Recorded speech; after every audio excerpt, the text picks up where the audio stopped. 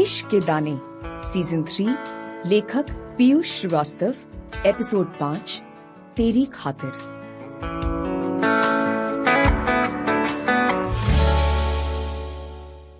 रात को जब उदय घर वापस आया तो घर की बत्तियां बंद थीं।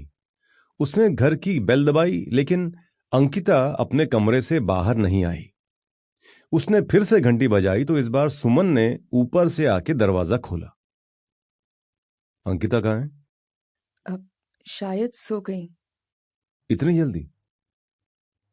खाना खाया उसने? पता नहीं, मैं तो ऊपर ही थी। सॉरी, मेरे कारण आप लोग।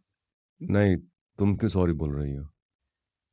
मेरे रहने का कहीं और इंतजाम कर दीजिए आप। कहाँ रहोगी तुम? अभी के लिए यही तुम्हारा घर है। तुमने भी खाना नहीं खाया होगा। सुमन ने हां में सर हिलाया। देखो, रसोई में कुछ रखा है खाने को, वरना फिर बाहर से मंगाता हूं।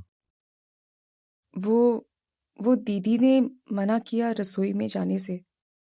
मैं कह रहा हूं, जाओ देखो।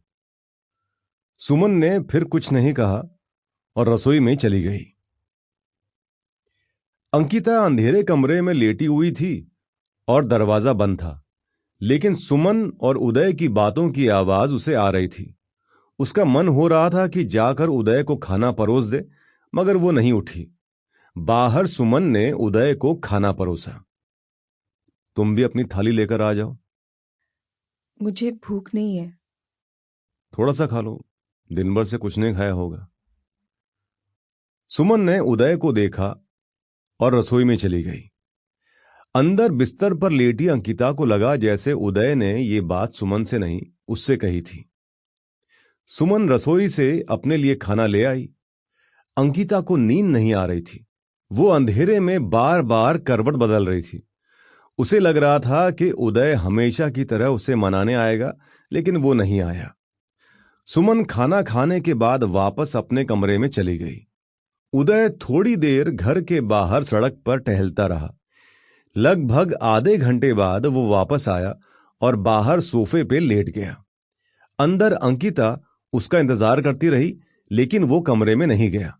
न ही उसने अंकिता को खाना खाने के लिए मनाया।